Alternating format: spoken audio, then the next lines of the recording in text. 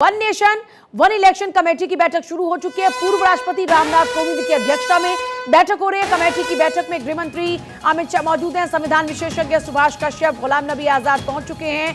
पूर्व राष्ट्रपति रामनाथ कोविंद की अध्यक्षता में हो रही है बैठक। और देखिए, वन नेशन वन इलेक्शन को लेकर बैठकों का सिलसिला शुरू हुआ और ये बैठक संविधान विशेषज्ञ सुभाष कश्यप मौजूद हैं, गृह मंत्री अमित शाह मौजूद हैं। One nation one election committee की बैठक शुरू हो चुकी है। ये बड़ी जानकारी इस वक्त पूर्व राष्ट्रपति रामनाथ कोविंद की अध्यक्षता में दरअसल एक कमेटी इस पर काम करेगी और क्या इसमें कानूनी दांवपेच रहेंगे, इस पर विस्तार से चर्चा होगी और उसके बाद में रिपोर्ट तैयार होगी।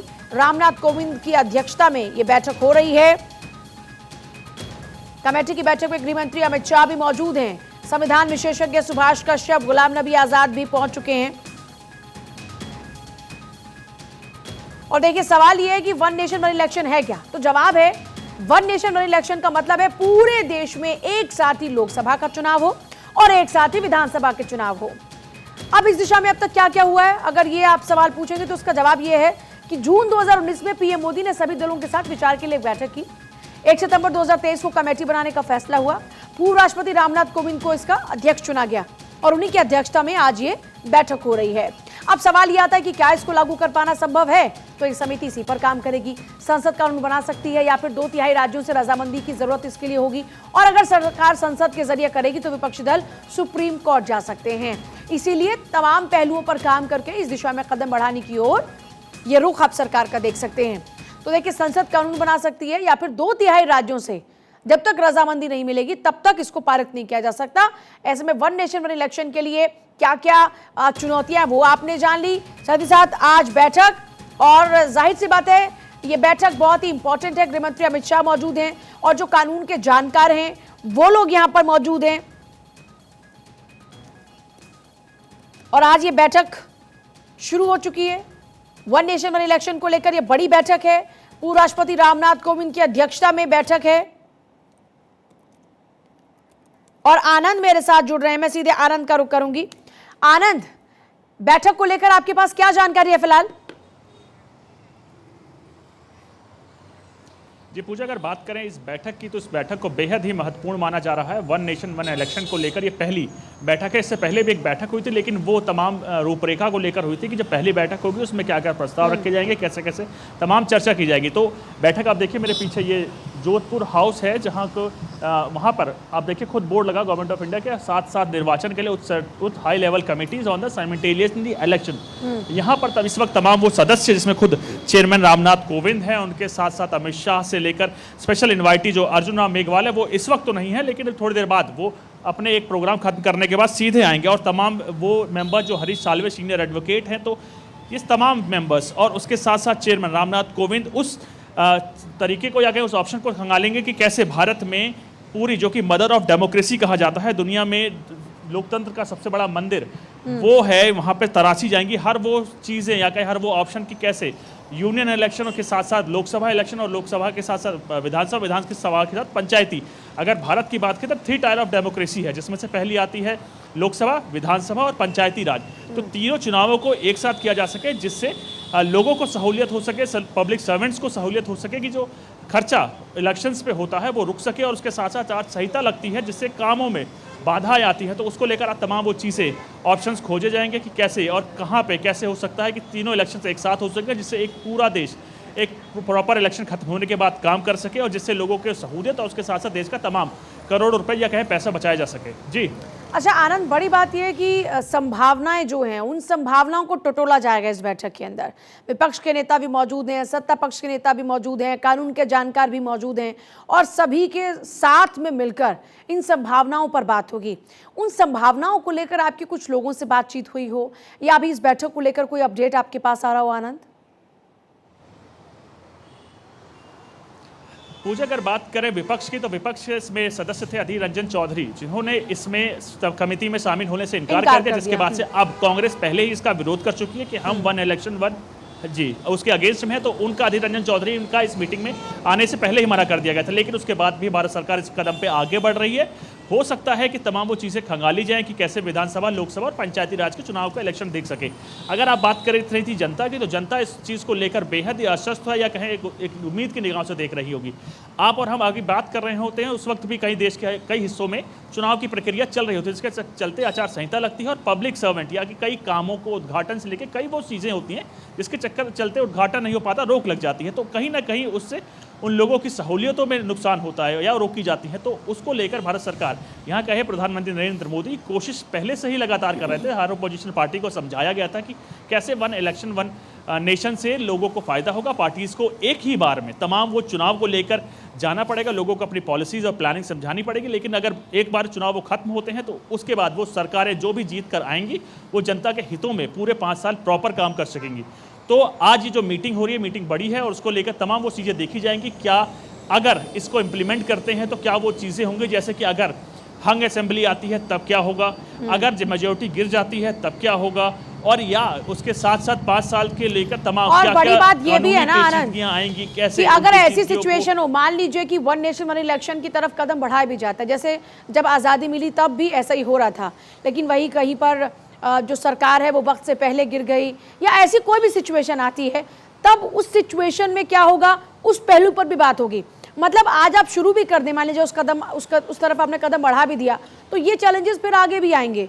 इसको लेकर जो कानून के जानकार है वो क्या कह रहे हैं, क्योंकि यहाँ पर रामनाथ कोविंद की अध्यक्षता में भले ही बैठक चल रही है, लेकिन कानून के जानकार इसमें क्या रोड़े आ सकते हैं कानूनी तौर पर, क्या दावपेच हैं, उन सब पर चर्चा करेंगे। जी बिल्कुल, यही कारण है कि खुद इस कमेटी में स्पेशल इनवाइटी खुद कानून मंत्री हैं अर्जुन राम मेघवाल हैं, और सचिव जो कि लॉ मिनिस्ट्री ऑफ लॉ के हैं वो ही इस कमेटी के भी सचिव हैं। तो तमाम उसके साथ साथ हरीश साल्वे अपने आप में एक लॉरिस्ट हैं, या कहें वो कानून के विशेषज्ञ हैं कि कानून को बहुत अच्छे से जानते हैं।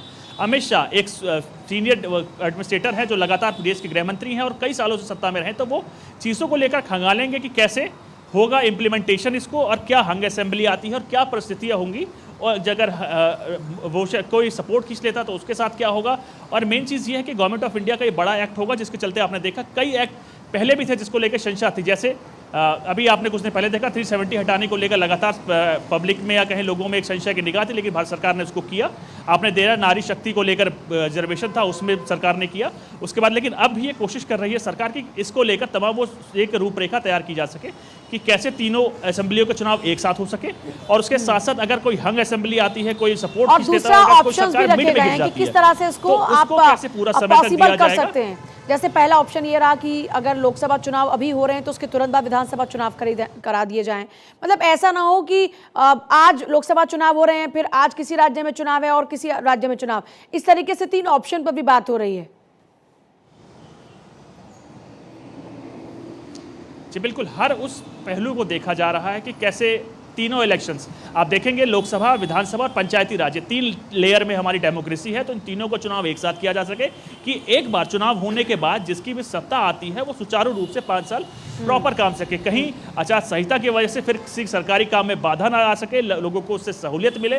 और एक बार जो इलेक्शन हो जाए तो उसके बाद लोग या कहें वो सरकार जो भी चुनी जाती है वो पूरा टाइम अपना टेन्योर 5 साल सिर्फ जनता के विकास या कहें देश के विकास में लगाया जा सके। तो इसको लेकर कई पेचीदगियां हैं कि कैसे तमाम, अभी अगर आप इस कानून की बात करें तो इसके पूरा, जैसे अभी नारी को रिजर्वेशन देने को लेकर 1/3 मेजोरिटी चाहिए, उसके साथ इसमें स्टेट का भी अप्रूवल चाहिए होगा, तो जाहिर सी बात बहुत सी अड़चनें आएंगी इसमें। उसको लेकर जब तक राज्यों की मंजूरी नहीं होगी 2/3, तब तक आप इसको लागू नहीं करा पाएंगे। मतलब ऐसे बहुत सारे कानूनी पेच हैं जो इस कदम की तरफ बढ़ते हुए परेशान कर सकते हैं, और यही वजह है कि कमेटी बनाकर पहले उन्हीं पहलुओं पर चर्चा हो रही है कि ये कितना पॉसिबल है और ये कितने चुनौतियों से भरा रहने वाला है।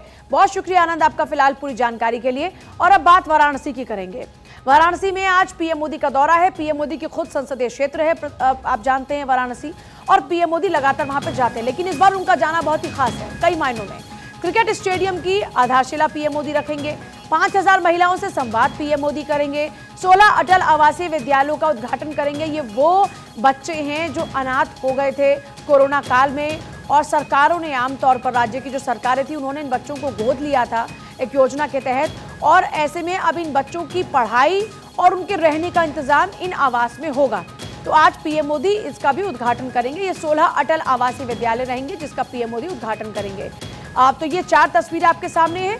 वाराणसी में पीएम मोदी का आज आगमन होगा। लगभग 1 से 1:30 बजे का वक्त माना जा रहा है कि वो पहुंच जाएंगे काशी में, और उसके बाद में अटल विद्यालय का उद्घाटन वो करेंगे। महिला बिल के लिए जो सम्मान है उस पर वो महिलाओं से संवाद करेंगे। जो अटल विद्यालय है उनका वर्चुअली वो उद्घाटन करेंगे और क्रिकेट स्टेडियम की सौगात देंगे। यहाँ पर आधारशिला रखेंगे क्रिकेट स्टेडियम की, और महिला बिल के लिए उनको महिलाएं जो हैं वो अब एक कह लीजिए कि शुक्रिया भी अदा करेंगी। उनके ऊपर पुष्प वर्षा का कार्यक्रम हुआ है। फिर पीएम मोदी उन्हीं महिलाओं के साथ में संवाद करेंगे।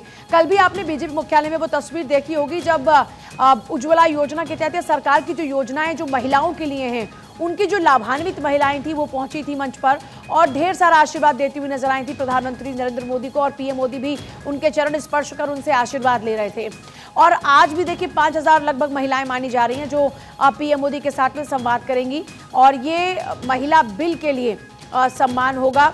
तो आज ये तस्वीरें भी आपको देखने को मिलेंगी। तो वाराणसी दौरा किस तैयारी से आप देख रहे हैं, किस लिहाज से कितना खास है वो आप देख पा रहे हैं। तैयारियां पहले ही मुकम्मल कर ली गई थी।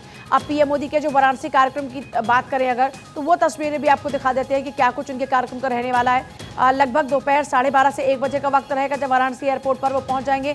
फिर अजय तालाब गंजारी पहुंचकर स्टेडियम की वो आधारशिला रखेंगे, और उसके बाद में 450 करोड़ रुपए की लागत से जो 30 एकड़ में स्टेडियम बनकर तैयार होगा, ये लोगों के लिए जाहिर सी बात है एक बहुत इंपॉर्टेंट रोल प्ले करेगा। उनके विकास में गंजारी में ही पीएम मोदी जनसभा को भी संबोधित करेंगे।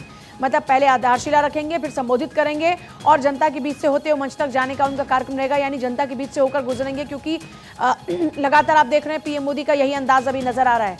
मोदी गंजारी से संपूर्णानंद संस्कृत विश्वविद्यालय पहुंचेंगे और करीब 5000 महिलाएं पीएम मोदी पर पुष्प वर्षा करेंगी। फिर यही 5000 महिलाएं संवाद करेंगी पीएम मोदी के साथ में। पीएम मोदी महिलाओं के साथ संवाद करेंगे।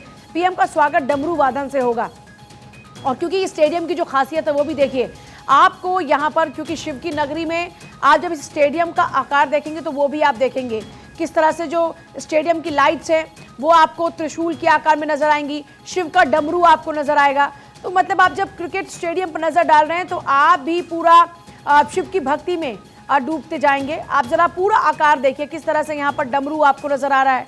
साथ ही साथ जो लाइट्स हैं वो आप देखिए, वो लाइट पैनल्स आप देखेंगे तो वो त्रिशूल के आकार में हैं। तो ये इस स्टेडियम की खासियतें हैं। कलाकारों की प्रस्तुति होगी, उनको सम्मानित करेंगे पीएम मोदी।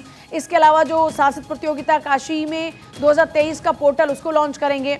तो ये सांस्कृतिक प्रतियोगिता काशी 2023 का पोर्टल लॉन्च करेंगे। ये कार्यक्रम रहने वाला है। देखिए खास बात यह है कि पहले 3 से 3.5 घंटे का वक्त माना जा रहा था पीएम मोदी के यहाँ पर रुकने का, कि पीएम मोदी का जो वाराणसी में आना रहेगा वो 3 से 3.5 घंटे का रहेगा, लेकिन फिर उस कार्यक्रम को बढ़ा दिया गया। अब लगभग 6 घंटे पीएम मोदी बनारस में रहने वाले हैं।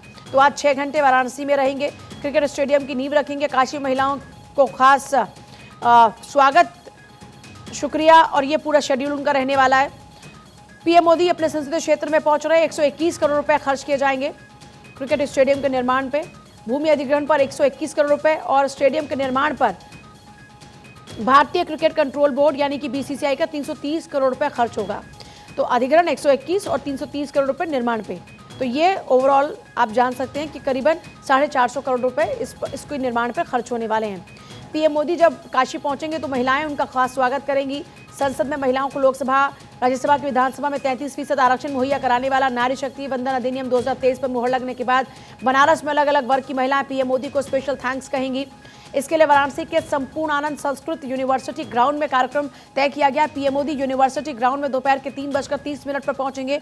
कार्यक्रम में 5000 महिलाएं शामिल होंगी और पीएम मोदी का उनके साथ में संवाद रहने वाला है, और महिलाएं पीएम मोदी का अभिनंदन करेंगी, जानकारी ये भी मिल रही है।